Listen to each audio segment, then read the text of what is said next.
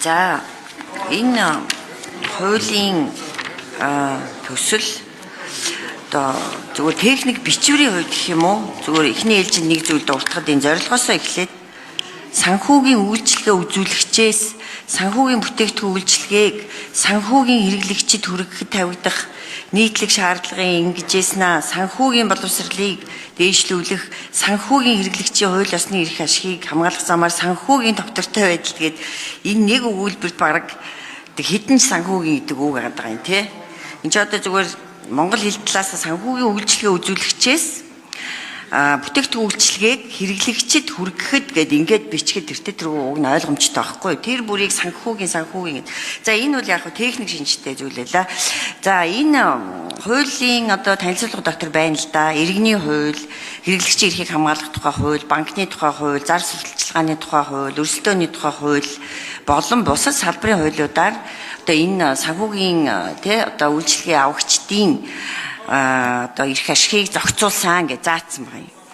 За тэгээд одоо энэ хүрээнд жишээ нь Монгол банкнаас 2025 онд банктай холбоотой 550 орчим өргөдөл гомдол хүлээн авсан гэж чинь. Санхүүгийн зохицуулахаар нь бас одоо 24-25 онд гэхэд 1486 өргөдөл гомдол шийдвэрлсэн гэдэг ингээд маш тодорхой заасан. Тэгээ энэ чинь юу хэлж ийн гэвэл гомдол хүлээж авах өргөдлийг нь одоо шийдвэрлэх юм институт байгаа гэж харагдчихээн байгаа.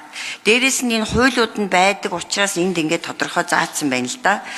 Тэгэхээр одоо энэ Монгол банк бөгөөд санхүүгийн зохицуулах хорооны эрх хэмжээний хүрээнд шийдэж болохгүй ямар асуудлууд байгаа учраас энэ одоо хуулийг шинээр оруулж ирж байгаа юм бэ гэдэг. За өөрөөр хэлбэл нөгөө хэрэглэгчийн эрх ашиг хамгаалах тухай хууль гэж байгаа тий. Тэрүүгээр бас шийдэж болохгүй байгаа мó. Тэрэндээ одоо тусгайлан заавалжгүй санхүүгийн хэрэглэгч гэдэг ийм одоо тодорхойлт ийм субъектүүд байх ёстой бол тэр хуулинд оруулж өгч болохгүй мó гэсэн ийм асуулт байна. За дараа нь энэ хэрэглэгчийг хамгаалах нэрээр төрийн оролцоо дахиад нөгөө хүн сурталыг нэмэгдүүлэх юм биш вэ гэсэн болгоомжил байна. Жишээлбэл энд ийм нэг ноцтой заалт байна л да. 8.1-1-д. Одоо санхүүгийн үйлчилгээ үзүүлэгч нь хэрэглэгчийн санхүүгийн чадамж хэрэгцээнд үндэслэн үйлчилгээ үзүүлнэ гэдчихсэн. Тэгээд хэрвээ одоо энийгээ биелүүлээгүй бол зөрчлийн тухай хуулиар шийтгүүлнэ гэдэг. Одоо хариуцлага хүлээнэ гэдчихсэн.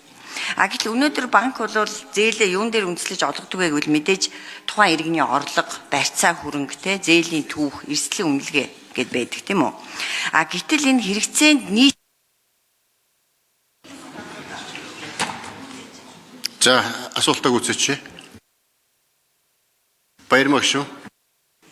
Тэгэхээр энэ хэрэгцээнд нийцнэ гэдэг нь асар одоо тийм субъектив юм биш үү? Юуг нийцсэн, юуг нийцээг үү гэж үзэх үү?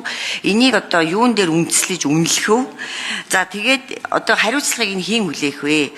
Би нийцээгүй байхад надад зээл өгсөн гэд хэрвээ асуудал үүсвэл тэр хэрэглэгч тэх юм уу?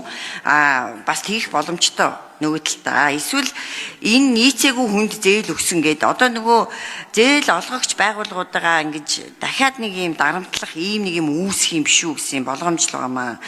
Тэгээ өөрөөр хэлбэл төрийн байгууллагууд нь одоо банкны бүтээгдэхүүн зээлийн шийдвэр тэр тухайн одоо гэрээний нөхцөл рүү ингэж одоо орох ийм боломж бас нөгөө талдаа эрсдэл бас дарамт үүсэх юм бишээ энэ биш үсттэй энэ хуулиар чинь гэсэн ийм асуултууд байгаа. Өөрөөр хэлбэл одоо санхүүгийн хэрэглэгчийн эрх ашиг хамгаалах нэрийн дор аль налных нь эрх ашигыг хумих ийм эрсдэл дарамт болох ийм хуулийн төсөл болчих юм биш байгаа гэсэн болгоомжл байна.